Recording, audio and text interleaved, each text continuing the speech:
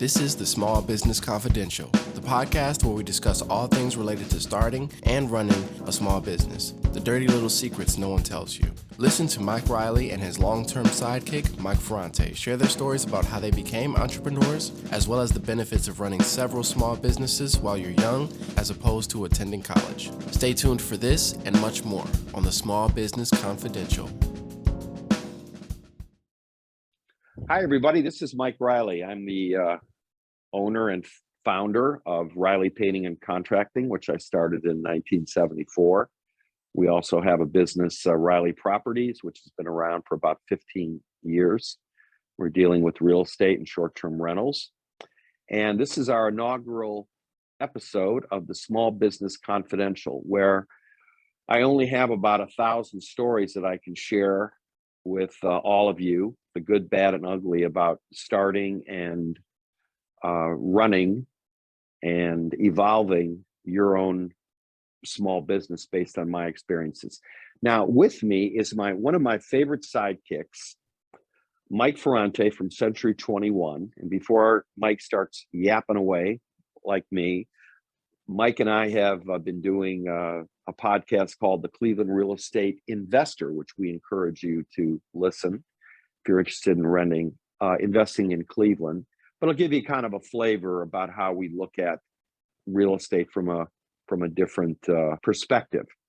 So here we go. Our first episode is, do you have what it takes, or do you understand the risks involved in starting your own business? And Mike, so glad to have you as our first guest. Thanks, Mike. Glad to be here. You know, entrepreneurship is one of my favorite things to talk about. And like you, I've had many businesses and consider myself a pretty skilled, savvy business person when it comes to being self-employed. Well, there's only about, 1,000 podcasts at least on small businesses and entrepreneurship. And hopefully we're going to blow up a lot of the myths that are out there on entrepreneurship. And I'll start out by simply saying something I said on our Cleveland Real Estate Investor, which is, we're going to be telling you more about our failures than about our successes. And that, to me, has always been a mark of a good mentor or somebody worth listening to.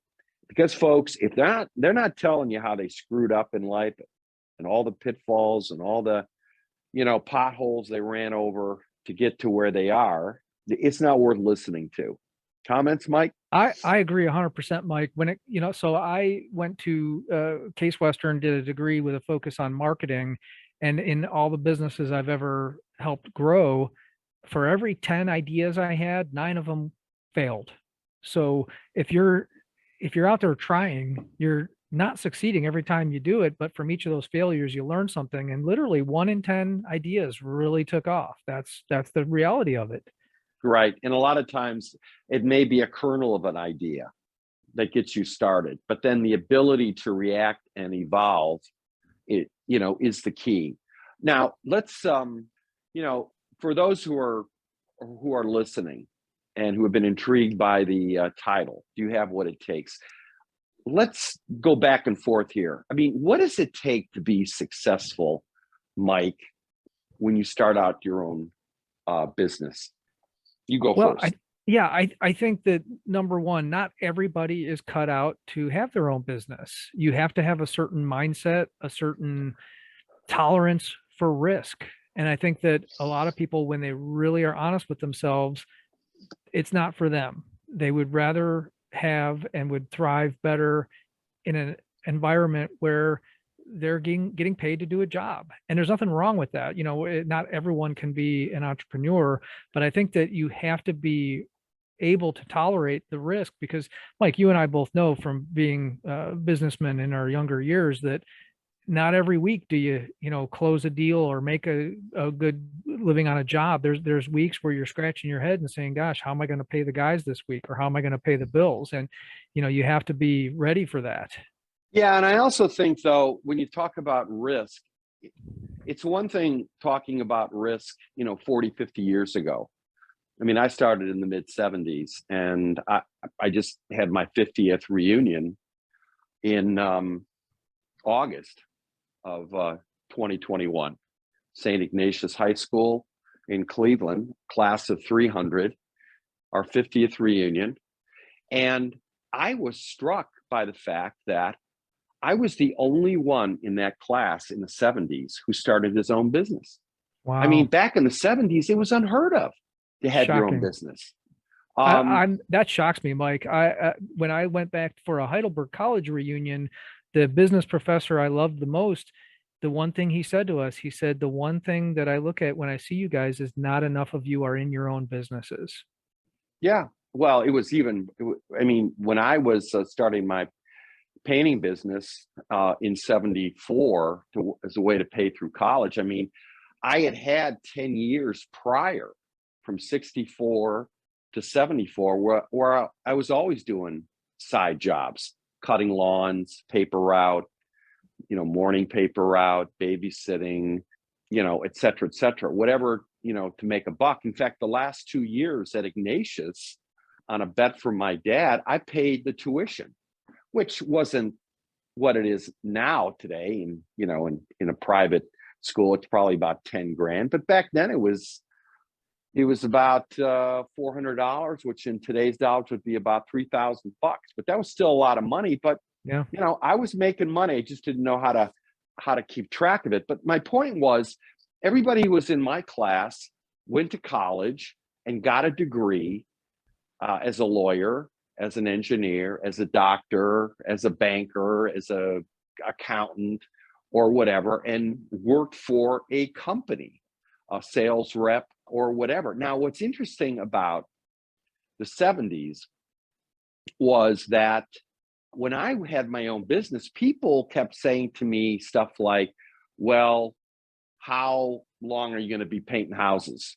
And I thought to myself, when that question was posed, I was making a lot of money doing these jobs. I was making 3 times what my roommates were making.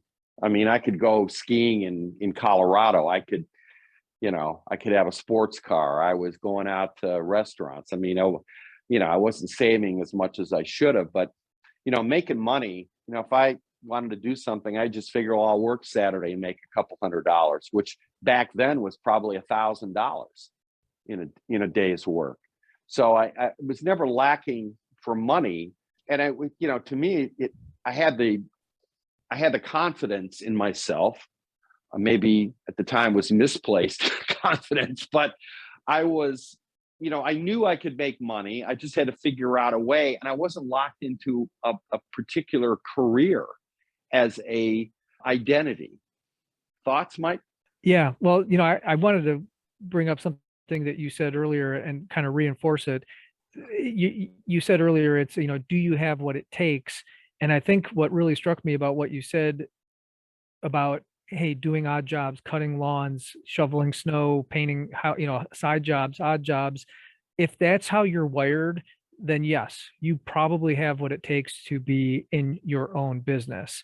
And, hearing that, like if I were interviewing you, that would tell me, this is a guy who probably needs to be in his own business, probably not the guy that I want to hire to be at my company and, work a 9-to-5 for me.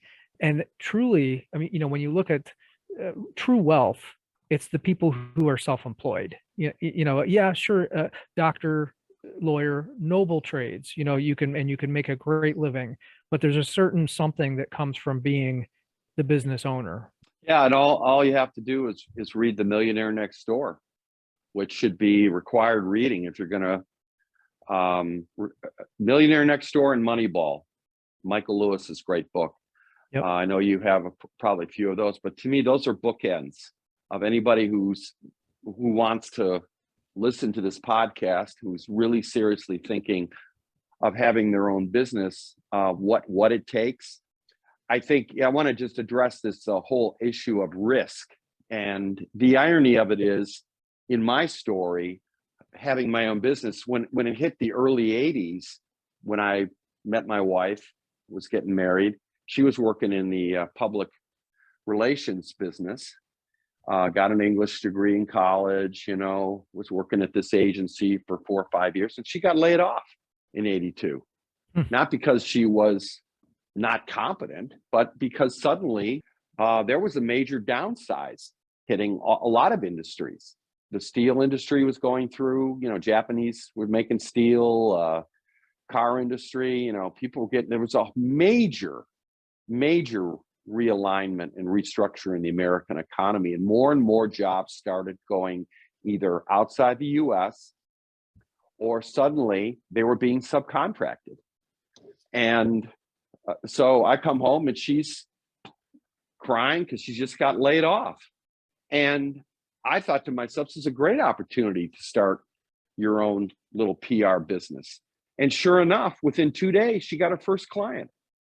Somebody who needed some PR for a medical building they were opening up, and they didn't want to spend, $10,000 with some agency.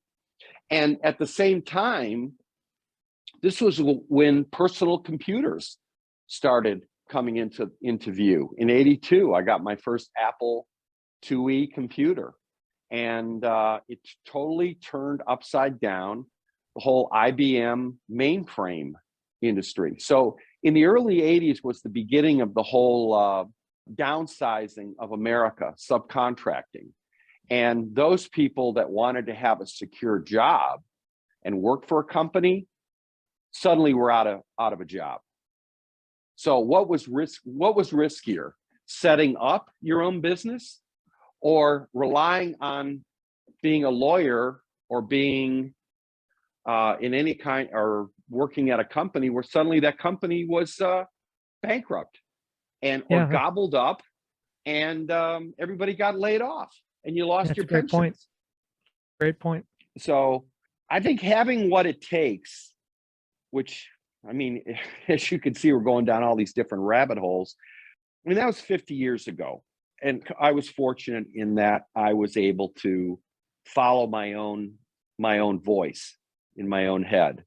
But I think that today, being a small business owner, being an entrepreneur or whatever, is so glorified now that you get people going into business for themselves, which they don't understand what they need to have to be successful. And let's touch on that a little bit.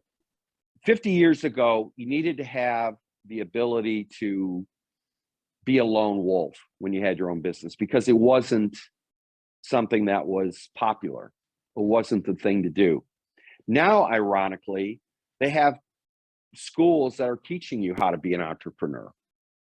But are they teaching you the things that you need to have to be successful? And what are the things they're not teaching, Mike? Well, having gone to Heidelberg College and then I went to Case Western for my MBA, I always knew that I had this appetite to be an entrepreneur, and they actually had entrepreneurship classes at Case Western. And what I found ironic about that degree that I got is, while I wouldn't trade it for the world, we've had this conversation about the value of a degree versus the value of experience and mentorship and learning under someone who has experience. We had that conversation, the Cleveland real estate investor, but let's but it's certainly even more relevant here. What I found is that all those years of college, when I finally got out and said, I'm going to start my own business, that I was not prepared, that I floundered for so long. And it wasn't until after I spent about 4.5 years at a job, I actually went the other way. I started out as an entrepreneur. I kind of floundered for a while. I ended up at a job where I learned so much in that 4.5 years that I was better prepared to be self-employed after that. I didn't hit my stride in entrepreneurship, Mike, until my late 30s. And it's funny because at those entrepreneurship classes at Case, the instructor talked about that, how most entrepreneurs hit their stride in their 30s and 40s. And I thought to myself, oh, I'm smarter than that. I'll learn what I got to learn, and I'm going to hit my stride from day one. Well, it didn't happen because I was too bullheaded, and I didn't have the life lessons and experience that I needed, that I got from a job that I was at in my 30s. And after that, that's when I was really well prepared to be the entrepreneur that I am today. Okay, well, let's drill down on that, because I think that's an important thing. Because I've dealt with people who made that jump to start their own businesses, and I for the most part, most of them, they all crash and fail because they just do not understand what it's like to swim in those waters. So let's get more specific. You're bullheaded. Okay, so give me an example or two. Gosh, so we came from similar paths, Mike. Like you, I paid my way through college painting. I was a painting contractor for 15 years. And, I knew how to swing a brush. I thought I knew how to manage people, but I'll use that as the example. I was a terrible manager. I'm a 22-year-old kid with no real life experience trying to manage people that were older than me, people that were way savvier than me, maybe not smarter than me, but way savvier than me. I got taken advantage of so much in my 20s, Mike. I'm almost embarrassed for it, but hey, I learned from it and I got better for it. But the path I took was very difficult because I was teaching myself all these lessons, learning from mistakes that I could have learned from someone else. Hey, teach me your mistakes. If I had met you and learned under you, I would have been 15 years ahead. Yeah, I wish I had. Same thing. I mean, if I had me as a mentor, go back in time and mentor the 20-something Mike Reilly, I mean, I'd have a private jet now. Right? I mean, I really would. You. It's just breathtaking. And I'm dealing with, I had friends of mine who saw, how successful I was. I had a family member or two or three who tried to mimic what I was doing, and they all crashed and burned. They would have been better off having go work for a company. So again, trying to drill down, I think being able to manage people is not taught in school. Knowing how to market yourself, not taught in school. Learning how to manage money, a spreadsheet, as opposed to a profit and loss accounting stuff, not taught in school. So most of the secret skills of being successful as an entrepreneur are not being taught when you go to business school, and ironically not being taught if you are going to school for entrepreneurs. I mean, you just said earlier, I went as an MBA. I mean, think about what you wish you had learned. How to manage people. I mean, what did you learn with your MBA? I think about it in hindsight, and most of the stuff I learned was, book stuff. It's stuff that I don't use today. We sometimes joke, it's like, oh, when am I ever going to use calculus in real life? It's kind of like that. I feel like the business schooling that I had was kind of like calculus for business. Interesting stuff, but how does it really apply to what I do today? Not really. Doesn't really apply a whole lot.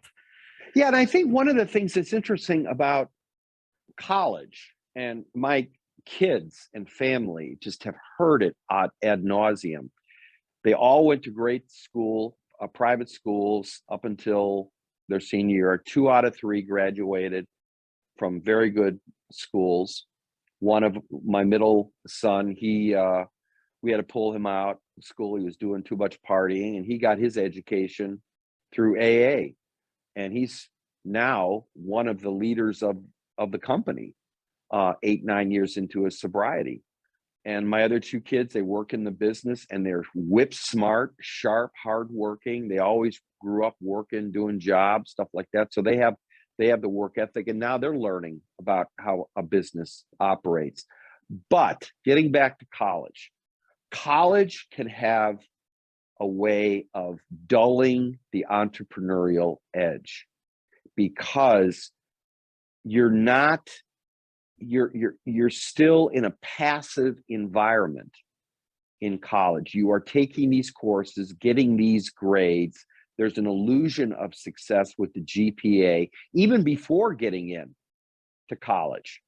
In high school, there is an illusion of the SATs and getting into the right school, taking AP courses, as opposed to having a lemonade stand, having your own little small businesses where you're actually going around babysitting, doing small jobs, side jobs, stuff like that, cutting grass. You're actually learning on a 101 type scale what the marketplace is. Your thoughts? Yeah, I agree 100%, Mike. As you were telling that story, I was thinking about my background and why I felt like I was wired correctly to be eventually a successful entrepreneur. I was the same way. When it snowed, I'd grab the snow shovel and go knock on doors. Can I shovel your sidewalk? And then, one of my favorite stories is when I went to Heidelberg, I got a job as a tutor, and at the time the minimum wage was like 3.45 an hour or something like that. I'm dating myself with that, but I quickly realized after a couple of weeks of working, wow, I got a check for $50. Well, this doesn't go very far. And so then I started the subman business, where a couple times a week I'd go buy subs and bring them to the freshman men's dorms and sell them for $2, and I'd make 75 cents a sub. And like you, working a Saturday, I'd make $50 in an hour as opposed to working on 2 weeks for $50. So, learning skills like that was great. And so when you ask me, what did I learn at college? I say, well, one of my best lessons was learning how the subman business was a heck of a lot better than tutoring, but that wasn't something I learned in class. The act of paying your way through college is actually the best education you can get from college. I agree.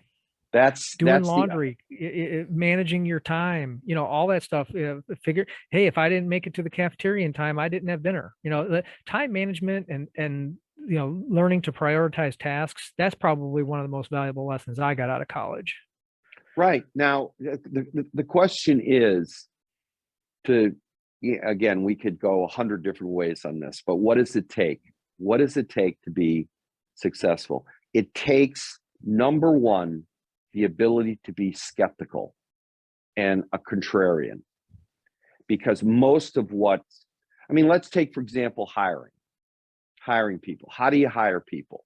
Well, the conventional route is to Craigslist, or maybe, what's that company that's just killing it? Indeed. Monster.com. Yeah, Monster, all these. You're not going to find anybody there. There's so many people surfing that beach that, there's nothing there. Now, are you a contrarian? Do you see that? If everybody's out there selling, like say painting a house, maybe you should be the only one that's selling a touch-up job. How do you be a contrarian? Like, for example, our property business. As you know, 15 years ago, we took the conventional path. We bought some properties. We fixed them up. We were going to flip them. We found out we couldn't make any money off that, so we rented them. Conventional 1-year lease. And now, 15 years later, most of our properties are short-term corporate rentals because we found that was an underserved market. Yep.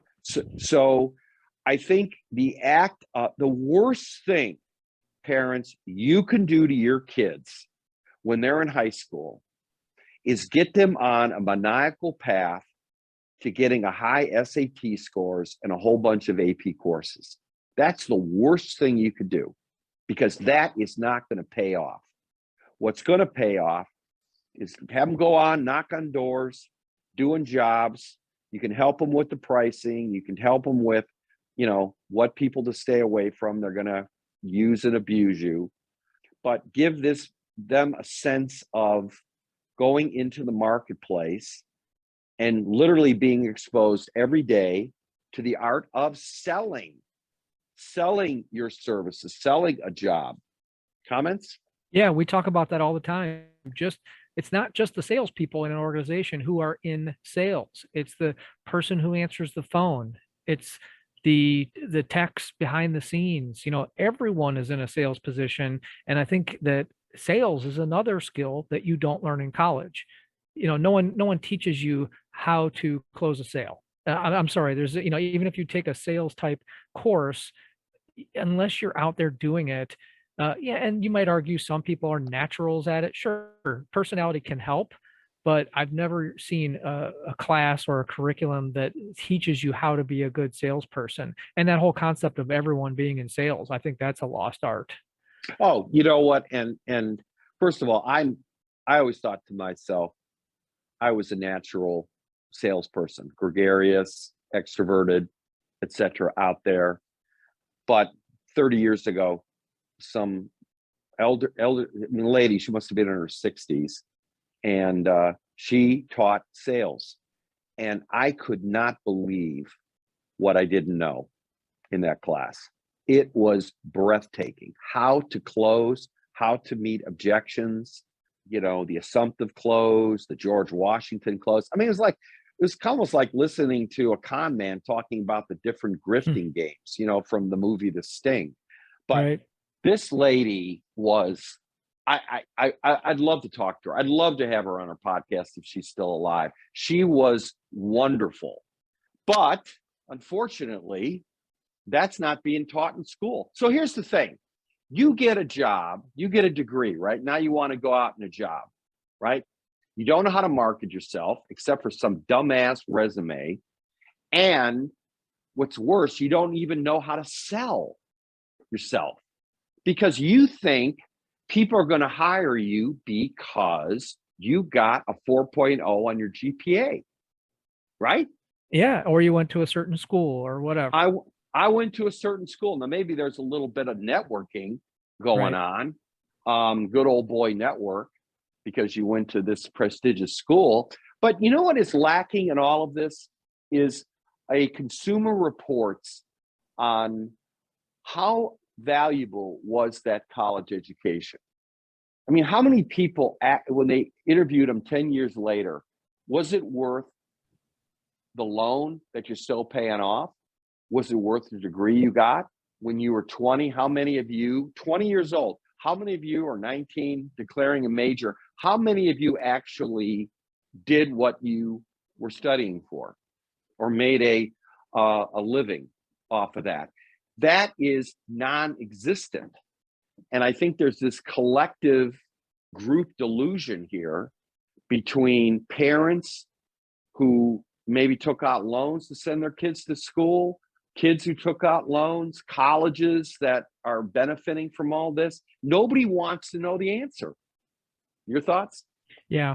Well, and to kind of bring that sort of a bigger picture is that we're talking about being an entrepreneur, being self-employed, being capable and being wired correctly to be a business owner.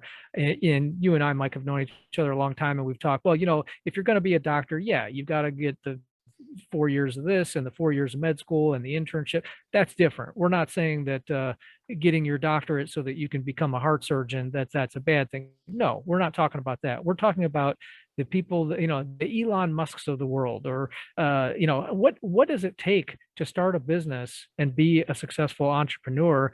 We're just saying that it doesn't necessarily have to include a particular degree from a particular school. Right. I think the first thing you need to do, the first ability you have to be successful, and we'll end our first episode on this, is you have to know how to make money. Now, I want everybody to think about that. How do you make money ethically? I'm not talking about robbing a bank here or winning the lottery. I'm talking about making money. How much is your time worth? Because the art of making money is also the art of understanding what the marketplace wants. And usually, and you'll find this out in both Moneyball and the Millionaire Next Door, the mentality of the millionaire next door, is they do jobs that on the surface are not appealing. They're not something that if you introduced yourself to your future in-laws and they said, well, what do you do for a living? Well, I'm a garbage man. That's not sexy, right? It's not like saying I'm an architect or I'm a photographer or I'm this and that. There's certain jobs that do not have the sex appeal. But the reality is a guy who's a private hauler is making a ton of money. He's the one going down to Florida in February for a week and has money in the bank, especially if he's saving and investing. You can be a garbage man. You can be an HVAC guy, a plumber, a specialized roofer, something which is not big and sexy, but something where you can go out and charge $100 an hour. Your thoughts? Yeah, I mean, when you said the garbage man analogy, I thought of my brother-in-law. I've told you about him. You know, he meets someone at a party and says, "Hey, what do you do?" And he says, "Oh, I'm a garbage man." Well, the guy owns over 100 dumpsters, and yeah, he and his employees run trash for a living. But he's an entrepreneur. You know, he's living that dream of excellent income. He's his own captain. You know, he doesn't run the risk of getting laid off, but it doesn't have to be sexy to be profitable. He's a garbage man. I love it. And you know, the fact of what's really appealing to what he said he was a garbage man. He Yeah, didn't say I own 100 right. dumpsters. He said it was almost like F you, I'm a garbage man. Okay, Yeah. now figure that out. I know when I was when I got into developed the painting business, I thought to myself, I'm going to find a way to be contrarian about painting houses. I'm going to find a way to make money in this business. And so what I did was I latched onto personal computers when they came out. And I quickly saw, as I got into the world of analytics, I'll never forget when I started playing with spreadsheets, which didn't come out until 1983, I think, with Lotus 123. But before Right. Lotus was VisiCalc, which was an Apple computer. And to me, discovering spreadsheets was like the cavemen discovering fire. All of a sudden, I could play scenarios. Well, if I did this job and charged this and cost this, what would I make? And if I replicated that over 10 times, how much would I make? So the ability to apply analytics to a boring business was huge. And you know what was really telling? And this goes to the whole aspect of being a contrarian. When I bought my first personal computer, I had a number of people say to me, "You have a painting business. What do you need a computer for?" Can you believe that? I mean, Today I can't. Back then I could see it though. Sure. Yeah. I mean, the whole unconventional thinking. Look at those of you going out and want to be successful with your own business. One big pitfalls you got to look. Are you willing to tell people that you're a garbage man? Are you willing to think outside the box? And it's a lot harder now to be an entrepreneur because there's so many myths around it. There's so many expectations that, somehow you should be a startup in Silicon Valley or something like that. But the reality is being a successful entrepreneur has not really changed. If you read The Millionaire Next Door, I mean, you can go back 50, 60, 70, 80, 90 years, 100 years. People find something that's different or something that's so boring, yet are able to polish that gem and make it into something valuable. Yeah. So many examples of that through history, Mike. Just something as simple as Blockbuster. We thought Blockbuster would never go away. And then Netflix turned the model upside down and Blockbuster didn't adapt. And look at Netflix now. Yeah, exactly. Yeah, Netflix, everybody thought Blockbuster was the thing. And look at how Netflix blew up their mail DVDs. Yeah, they blew up their own model and made it better. They destroyed their business to create a new, better one. Right. And they had the balls to do that. Look at Apple with Steve Jobs. He blew up the iPod when the iPhone came out. Okay, no more iPod. iPod was a moneymaker, but they said, we're not doing that. Everything's going into the iPhone. The iPhone was only one of the 10 greatest inventions of all time, next to the printing press. I mean, think about it. Yeah. Think about the impact of the iPhone. Pretty incredible. But here's a guy who didn't graduate from college, Steve Jobs. Bill Gates never graduated from college. There is a long list of wildly successful entrepreneurs who never went to college. So if you're listening to this and you're 16 or 17, or you're a parent of somebody who is 16 or 17, do yourself a favor. Make them take a year off after high school. Take a gap year. Take 2 gap years, just to kind of reset how you acquire knowledge. Because most of the knowledge you're gaining in high school is designed not for your success in life. It's to get you into a good college. That's it. And that's why half the people who go into college drop out. 50% drop out. Now they're saddled with a student loan. Yeah, incredible. So contrary thinking is the most important thing. You do not develop contrarian thinking if you're in college. You will never get it there. Now, you can go to college and learn stuff on an a la carte basis, like edit classes, or I'm sorry, not edit, audit classes, like economics or some course that you're interested in. Steve Jobs did that when he dropped out of Reed College. He said, you know what, this is boring. I don't want to get a degree. I don't want to waste my parents' money. They were middle-class people. Fascinating story there, where they promised the real mom of Steve Jobs that they would send their son to college. Well, they saved up, they sent him to college, and he, to his credit, he said in his second year, I'm wasting their money. I'm bored. I'm not interested in this. I'm not interested in getting a degree. But yet he kept auditing some of the classes. And one of the classes he audited was Chinese hieroglyphics, which was the basis of desktop publishing. He just picked it up there. He remembered it. And when he got into the computer, he remembered that, and he applied that into the Mac, which invented the whole industry of personal desktop publishing. So, there's a lot to learn in college, a lot to learn. It's like a smorgasbord of experiences. But don't get yourself locked into the fact that you have to get a degree to be successful. All right, enough of my sermon.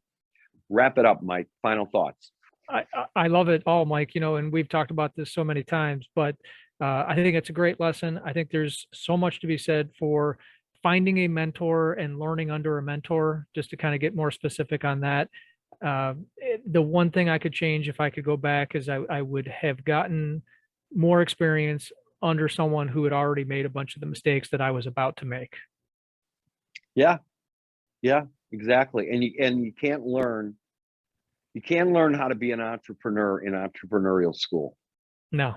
That's an oxymoron. I agree. Okay.